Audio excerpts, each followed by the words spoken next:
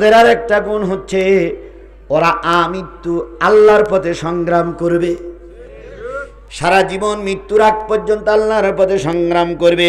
ওয়ালা ইয়াখাফুনা লাউমাতা লাইমিন, পরনিন্দুকের পরনিন্দার ভয় তাদের দিলে থাকবে না। কে কি বলল, কে কোথায় ব্যারিকেড দিল, কে কোথায় ব্যারিকেড দিয়ে হুজুরির পথে সমস্যা বাঁধালো, এটা তারা দেখবে না। তাদের দিলে আল্লাহর ভয় থাকবে। আর হলো তারা আমৃত্যু সংগ্রাম করে যাবে। যালিকা ফাদলুল্লাহ ইউতিহি মান ইয়াশা আল্লাহু ওয়াসিউন আলিম। আর এই পুরস্কার আল্লাহ যারে তারে দেয় না, যারে দেয় তার মর্যাদা আল্লাহর কাছে বেড়ে যায়। সবাই কিন্তু কোরআনের পথে আসতে পারে না, সবাই কোরআনের পথে আসতে পারে। এক ভাই কোরআনের পক্ষে, আর এক ভাই কোরআনের বিরোধী। এক ভাই মসজিদের ইমাম, আর এক ভাই হলো জালেমদের সহযোগিতাকারী। এক ভাই জেলে, আর এক ভাই বাইরে জেল খাটাচ্ছে। কথা বলে ঠিক না ঠিক? এক ভাই মামলা কাটে, আর এক ভাই মামলা দিয়ে বেড়ায়। সবাইকে আল্লাহ কোরআনের পথে কবুল করে না। আল্লাহর নবী যখন মক্কায় দাওয়াতি কাজ করতেছিলেন, মদিনায় তখন একজন নতুন সাহাবীর আবির্ভাব হলো। এই সাহাবী এখনো রসুলকে দেখেন নাই, রসুলকে চেনেও না, রসুলকে জানেও না, কিন্তু ভিতরে ভিতরে ঈমান এনেছে। আচ্ছা, আমরা একটা ওয়াইস কুরুনির গল্প শুনি, ওয়াইস কুরুনির গল্প শুনি, এটা গল্প শুনি, এটা সঠিক কি বেঠিক ওটা আমি পরে বলতেছি। কিন্তু ওয়াইস কুরুনি ঈমান এনেছিল, রসুলকে কোনোদিন দেখেছিল না, না দেখেই কি ঈমান এনেছিল। আল্লাহ বলতেছে তোমাদের এই দলের ভিতরে না দেখা লোকরা আমি ঈমান আনাবো। আল্লাহ নবী মক্কায় মদিনায় অনেকগুলো গোত্রের বাস ছিল। ওই গোত্রের একজন নেতা ছিল, নাম তার জালবিব। কি নাম? জালবিব।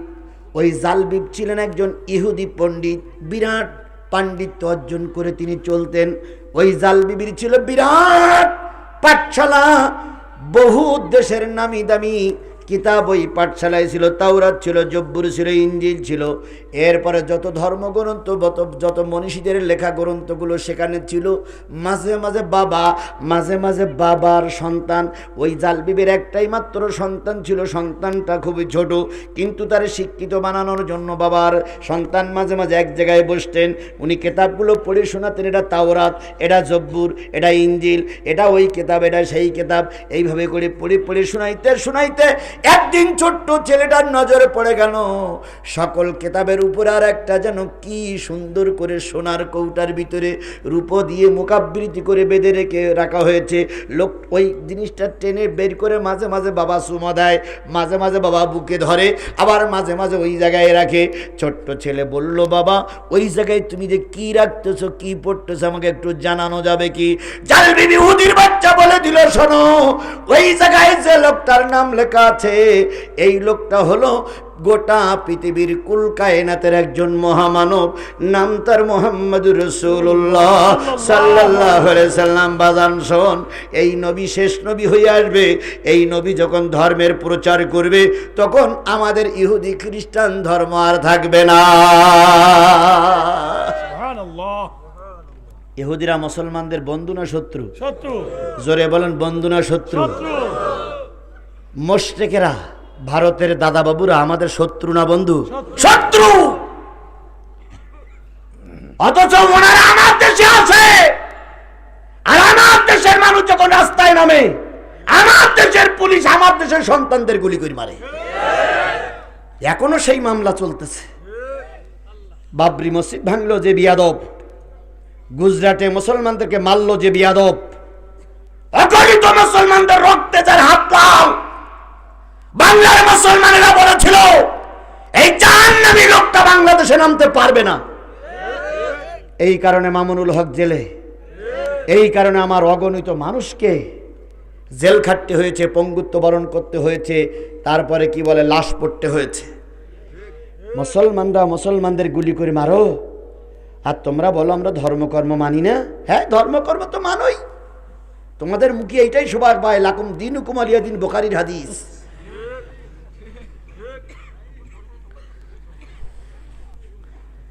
কুকুরও ঠ্যাঙ্গুসো করে ঝাড়ে, তুমিও ঠ্যাঙ্গুসো করে ঝাড়ো। তুমি আর কুকুর এক সমান। কথা বলেন ঠিক না ঠিক? কিসের ধর্ম? লা ইলাহা ইল্লাল্লাহ মুহাম্মদ রাসূলুল্লাহ হিন্দুরাও পড়ে, সালাম আলাইকুম ও হিন্দুরাও দিতে পারে, কথা বলেন ঠিক না ঠিক? সালাম দিলে আর গরুর গোশত খাইলে মুসলমান হওয়া যায় না। গরুর গোশত খাইলে যদি মুসলমান হওয়া যায়, বা পৃথিবীর সবচেয়ে বড় মুসলমান হলো শগুন।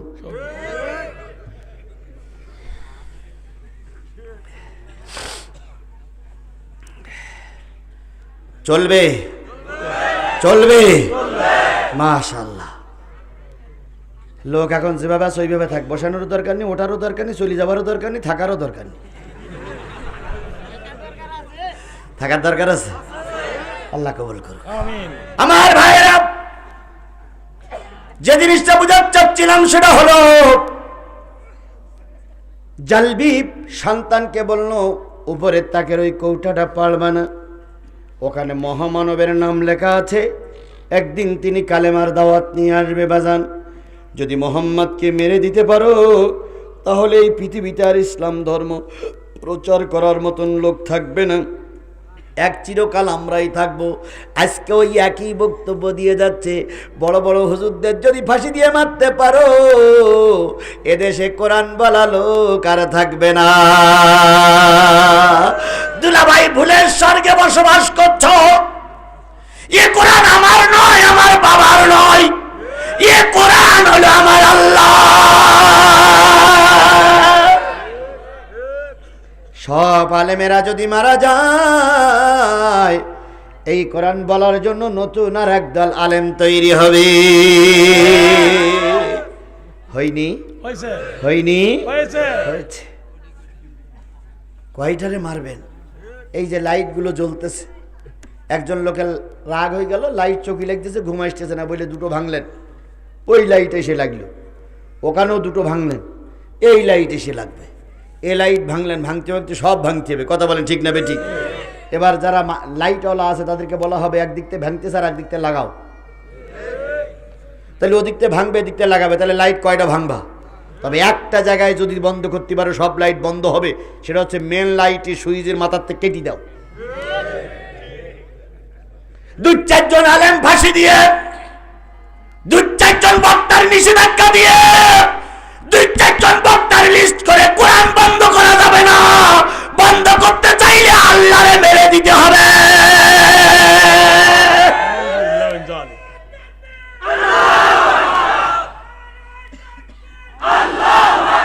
আল্লাহরে মারার জন্য অনেকে চেষ্টা করেছে না? টিকে গেছে না হেরে গেছে?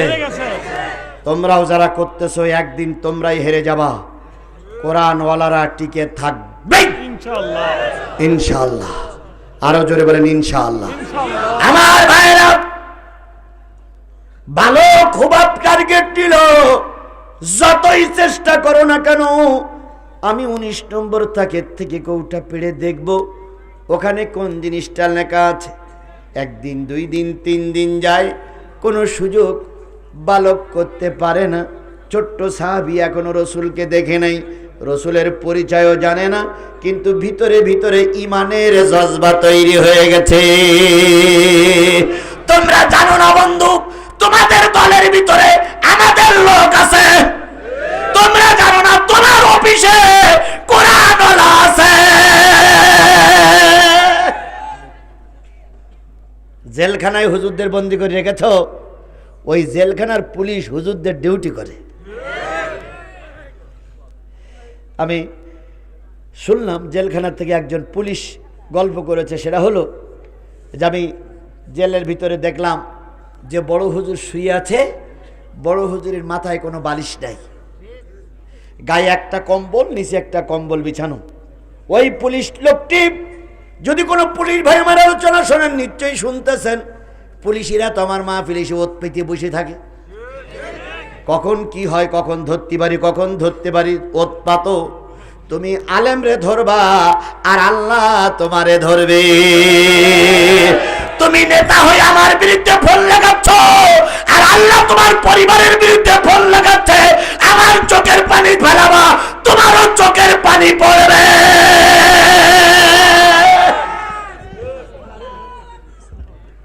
আল্লাহ আছে না নাই? জোরে বলেন আছে না নাই? ওই পুলিশ ভাই চিন্তা করলো, আমি তো বড় হুজুরের কোনো উপকার করতে পারবো না, বড় হুজুরের ওর ভিতরে লেপ খেতা দেওয়ার মতন সুযোগ আমার নাই, বালিশ দেওয়ার সুযোগ আমার নাই। তবে হুজুর, বড় হুজুর কষ্ট করতেছে, বড় হুজুর কাজ করতেছে, আমি কি করেই বা দেখি, আমি কি করেই বা দেখি, আমার তো একটু করণীয় আছে। ভালো করে বোঝেন সাহায্যকারী কিভাবে আল্লাহ তৈরি করে দেয়। পরের দিন ওই জেলখানার জেল পুলিশ স্ত্রীরে বলতেছে, আজকে আর ছোট প্যান্টটা ভিতরে পরবো না, আজকে 2টা লুঙ্গি ভিতরে পরবো, ওই লুঙ্গা 2টি আমি জাঙ্গিয়া বানাবো, আর একটা 2টা জায়নামাজ আমাকে দাও, আর বড় একটা পটের ভিতরে পানি দাও, আমি অন্তত কিছু না করতে পারি, কোরআনের পাখির একটু খেদমত করতে চাই। স্ত্রী বলতেছে কিভাবে করবো? দাও। জাঙ্গিয়ার বদলে 2টা লুঙ্গি পরলেন, জায়নামাজ দিলেন, পানির পটটা নিয়ে জেল গেটে গেছে। জেল গেটে গেলে কিন্তু পুলিশের চেক করে দেখে যে মোবাইল ফোন আছে কিনা, কোনো অস্ত্র শস্ত্র আছে কিনা। ওর ভিতরে অস্ত্র শস্ত্র নিয়ে কাউকে যেতে দেওয়া হয় না। যখন দেখলেন পানির পট আর একটা জায়নামাজ, তখন জেল সুপার জিজ্ঞেস করলেন, পানির পটা জায়নামাজ কেন? উনি বললেন, স্যার, রাত্রিতে যখন একটু ঘুমের ভাম আসে তখন আমি একটু তাহাজ্জুদ নামাজ পড়তে চাই, অথচ জায়নামাজ নাই, তাই জায়নামাজটা আমি তাহাজ্জুদ নামাজের জন্য নিয়ে যাচ্ছি। পানির পট, ভিতরের পানি আমার সহ্য হয় না, তাই বাইরের পানি নিয়ে যাচ্ছি। জেলার একটু পানি খেয়ে দেখলেন ওর ভিতর বিষ মিশ্রিত আছে কিনা, পানির পটটা দিয়ে দিলেন, জায়নামাজটা বগল লাগাই নিয়ে নির্ধারিত সময়ে হুজুরের মাথার কাছে যেয়ে বলতেছে, হুজুর, সারাটা জীবন কোরআনের খেদমত করেছে, সারাটা জীবন আরামের বিছানায় থেকেছেন, আজকে নিয়তির কি নির্মম পরিহাস। আপনার জেলখানার ভিতরে বালিশ নাই, নরম বিছানা নাই, একটা বেডশিট একটা কম্বল নিচে বিছানো, আর একটা কম্বল উপরে, ডান হাতের পরে মাথাটা দিয়ে আপনি শুয়ে আছেন। আমার দিল মানে না, কিন্তু উপকার করার মতন কোনো সুযোগ তো আমার নাই। 2টা লুঙ্গি ব্যবহার করে নিয়ে আসছি, এই 2টা লুঙ্গি মাঝখান থেকে ভেদ করে, মাঝখান থেকে ছিঁড়ে আপনি একটা কম্বলের কাজ করবেন, জায়নামাজটা অথবা জায়নামাজটা বিছায় আপনি সালাত আদায় করবেন, আর এই পানির পটটা আপনি মাথায় দিয়ে বালিশের কাজ করবেন, কারণ আপনার কষ্ট আমি দেখতে পারি না। ও আমার বন্ধু, সাহায্য করার মতন সকল রাস্তা যখন বন্ধ, আল্লাহ পাক এই আল্লাহর পাগল রে সেইখানে খেদমতের জন্য তৈরি করে দিলেন। এই জন্য মনে করো না সব তোমাদের, তোমরা যাদের নিয়ে কাজ করছো ওদের ভিতরেই তোমাদের শত্রু আছে, ওদের ভিতরেই কোরআনওয়ালারা ধুকে ধুকে ধুয়ে ধীমে ধীমে ধীমে ধীমে দিয়ে ধীরে ধীরে তৈরি হচ্ছে। একদিন বিস্ফোরণ ঘটবে, ঠেকাইতে পারবা না।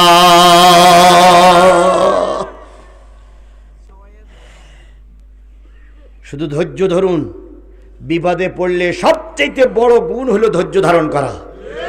অধৈর্য ব্যক্তিরা আল্লাহ পছন্দ করেন। আল্লাহ নিজেই বলেছেন, ইন্নাল্লাহা মাস সাবিরিন। ধৈর্য ধরুন, ধৈর্য ধরুন, ধৈর্য ধরুন, সাহায্য আসবেই ইনশাআল্লাহ, ইনশাআল্লাহ। আলেমদের দোয়া বৃথা যাবে না, আল্লাহ কবুল করুক, আমিন। আমার ভাইরা, এই খ্রিস্টান পাদ্রী এহুদি পাদ্রী ছেলেরে শিখায়, খবরদার যেন কৌটা খুলবি না, কৌটার থেকে কার নাম আছে দেখবি না। একদিন, 2 দিন, 3 দিন যায়, হঠাৎ করে দেখা গেল বাপ আর মা মদ খাওয়ার জন্য চেষ্টা করতেছে। ছেলে চিন্তা করলো এই সুযোগটা তো আমার জন্য বড় সুযোগ। ছেলে তখন বাইরের থেকে একটু ঘুরে আসলো। বাপ আর মা যখন মদ খেয়ে 2 জন শুয়ে পড়েছে, ছেলে তখন আস্তে করে এসে ওই কৌটাটাকে বাইর করে কৌটাটা নিচে পেড়ে কৌটাটার মুখ খুলে দেখে ওই কৌটার ভিতরে লেখা আছে লা ইলাহা ইল্লাল্লাহু মুহাম্মাদুর রাসূলুল্লাহ। কি মধুর নাম রে, আল্লাহর সঙ্গে নামটা লেখা। ওই ছেলেটা এবার আস্তে করে একটা চুমা দেয়, বুকে একটু ঠেকায় আর কয়, আল্লাহ তোমার নামের সঙ্গে যেই নামটি লেখা নিশ্চয়ই সেই নামটা খুবই ভালো। এবার বলুন তো, এই যে যুবক, এই যে ছোট ছেলেটা কালেমা পড়বে, এটা কি পৃথিবীর কোনো লোক জানে? না। আমার নবীও কি জানে? আবু বকর, ওমর, ওসমান কি জানে?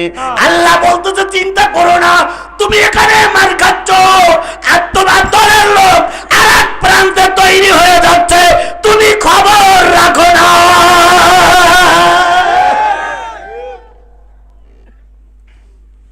আপনার পাশেই হলো যমুনা সেতু। যমুনা সেতু পার হচ্ছে আমি নিজেই। যমুনা সেতু টোল দিচ্ছি, টোল দেওয়ার পরেই দেখলাম একজন পুলিশ, বড় ধরনের পুলিশ, উনি দাঁড়াই আছে, ব্যারিকেড দিয়ে বলতেছে, ভাই কোথায় যাবেন? টাঙ্গাইল। তো আমি একটা বিশেষ কাজে যাচ্ছি টাঙ্গাইলে, একটু দয়া করে কি টাঙ্গাইলের ওই কি বলে রাবানা পর্যন্ত নিয়ে যাওয়া যায়? রাবানা বাইপাস পর্যন্ত নিয়ে যাওয়া যায়? তো আমার ড্রাইভার বলতেছে, হুজুর একেতে আপনি আর তারপরে পুলিশ নেব, তাই যদি নাও নাও তাও বিপদ, আবার নিলিও মহাবিপদ। আচ্ছা তা নেও, যা করে আল্লাহ। কোরআন শরীফ সামনে নিলাম, নেওয়ার পরে আমার ততক্ষণ টুপি মাথায় ছিল না। নেওয়ার পরে টুপিটা মাথায় দেওয়ার পরে পুলিশ পিছন দেখতে বলতেছে, আপনার জন্য চেনা চেনা মনে হচ্ছে। বলেন বিপদ বাড়ল না কমলো? আমার ড্রাইভার বলতেছে, এইবার মনে হয় কাজ শেষ। তো বলতেছে, ভাই চিন্তা করবেন না, আপনার চেনা চেনা মনে হচ্ছে, আপনি সাতক্ষীরার হুজুর না? আমি চিন্তা করছি, আল্লাহ এতদিন যায় ফাঁক ফকরতে চলিলাম, আজকে জাগায় বোল্ড। আল্লাহর কসম, উনি গাইবান্ধা জেলার কি বলে গোবিন্দগঞ্জ থানার সেকেন্ড অফিসার। উনি ওই থানার এক মামলা ধরার জন্য টাঙ্গাইলে যাচ্ছে, ওই থানার এক আসামি ধরার জন্য টাঙ্গাইলে যাচ্ছে। ওনার কাছে খাতা কলম আছে। এবার উনি বলতেছে, তা আমি বলতেছি হয়তো মানুষের মতন মানুষ দেখা যায়। আপনি যে কাকে দেখেছেন? কাছে না, আমি যদি আমার চোখ যদি ঠিক থাকে তাহলে আপনি জিহাদি সাহেব। আল্লাহু আকবার। বলেন আমার জীবনে কি আর পানি থাকার কথা? আমি চিন্তা করছি, আল্লাহ কি যে হয়। আল্লাহর কসম, যদি কোনো পুলিশ ভাই থাকেন, ডিবি ভাই থাকেন, অন্তর দিয়ে শুনবেন, আল্লাহ হয়তো আপনার পরে রহমত করবে। আমি এক পর্যায়ে বললাম, ভাই ঠিকই শুনেছেন, ঠিকই দেখেছেন। উনি আমাকে পিছন দিক থেকে সিটির ভিতর দিয়ে জড়াই ধরে বলতেছে, চোখ দিয়ে পানি, ভাই কষ্ট নিবেন না, আমরা আপনাদের শত্রু নই, আমরা আপনাদের বন্ধু। ডিউটি করতে যেয়ে যখন দেখি একটু ঘুম ঘুম ভাব, তখন আল্লামা সাঈদীর ওয়াজ শুনি। যখন দেখি আল্লামা সাঈদীর ওয়াজের পর আর কোন ওয়াজ শোনা যায়, আজারির ওয়াজ শুনি, আজারির ওয়াজ শুনি, আমির হামজার ওয়াজ শুনি। যখন দেখি চোখে ঘুম মোটে যায় না, তখন আপনার জালামাই বক্তৃতা শুনি। আর ওইখানে বসে বসে কান্দি, আল্লাহ এই সমস্ত আলেমদের পরে তুমি খাস রহমত নাজিল করে দাও। আমি আমার ড্রাইভার সহ গাড়ির লোকজন চোখের পানি ফেলে কেঁদেছি, আল্লাহ পুলিশদেরকে আমরা উল্টো বুঝি, কিন্তু পুলিশের ভিতরেও আমাদের লোক আছে। সাবেক ইসলামী যুবক আবার একজন যুবককে পিটাচ্ছে, রিমান্ডে নিয়ে পিটায়। ওর কাছে আমি শুনেছি, ওরে বলতেছে, যারা রিমান্ডে নিয়েছে তারা বলতেছে, আমরা কি বলে দেয়ালের গায়ে বাড়ি মারবো, পাকা জায়গায় বাড়ি মারবো, বিরাট জোরে শব্দ হবে, আর তুই চিল্লাবি, বাইরে থেকে শোনা যাবে তোরে খুব পিটাচ্ছে, কিন্তু তোর গায়ে মারতে যে আমার ব্যথা লাগে। কারণ তোর মতন একটা সন্তান আমারও বিশ্ববিদ্যালয়ে পড়ে রে বাবা, তোর মতন একটা সন্তান আমারও বিশ্ববিদ্যালয়ে আছে। তোরে যদি কষ্ট দেয় আর মালিক যদি খেপে যায়, হয়তো আমার সন্তানটার লাশ রাস্তায় পড়ে থাকতে পারে। এই জন্য তোরে মারতে মন চায় না, কিন্তু উপরের নির্দেশ পালন করতে হয়। তাই মাটিতে বাড়ি দেব, পাকা জায়গায় বাড়ি দেব, তুই জোরে জোরে চিল্লাবি, বাইরে যারা বসে আছে তারা শুনবে তোরে ঠিকই পিটাচ্ছি, কিন্তু তোর গায়ে মারতে আমার যে বড় ব্যথা লাগে। ও আমার বন্ধু, চিন্তা করো না, যেখানে তোমার কেউ নাই সেখানে আমার আল্লাহ আছে। যদি তাই না হতো, একজন ইসলামী আন্দোলনের নেতা কর্মী বেঁচে থাকতে পারতো না। কথা বলেন ঠিক না ঠিক? কি কায়দায় কই এত মামলা দিলাম, এত হামলা করলাম, এত কিছু করলাম, তারপরে নারায় তকবীর স্লোগান দিয়ে ওরা রাস্তায় নামলো কি করি? চোখ আমরা রাজির মতন মোটা হয়ে যায়। অবস্থা সামনে এমন আসতেছে, তকবীর ওলারা রাস্তায় থাকবে, বাতিলদের খুঁজে পাওয়া যাবে না। আমি 64টা জেলায় সফর করে যা বুঝেছি, আগামী সূর্য হবে কোরআনের সূর্য, আগামী দেশ হবে কোরআনের দেশ, আগামী জাতীয় সংসদ হবে কোরআনের সংসদ। ঠেকাইতে পারবা না। যা একটু প্রতিবন্ধকতা আছে তাও হুজুরদের কারণে। এক হুজুর আর এক হুজুরের বিরোধী। এই বিরোধীর সাবজেক্টটা যদি কেটে যায়, এদেশে কোরআনওয়ালারাই মাথা উঁচু করে দাঁড়াবে ইনশাআল্লাহ। আল্লাহ কবুল করুক। সকলে বলুন আমিন। আমার ভাইয়েরা,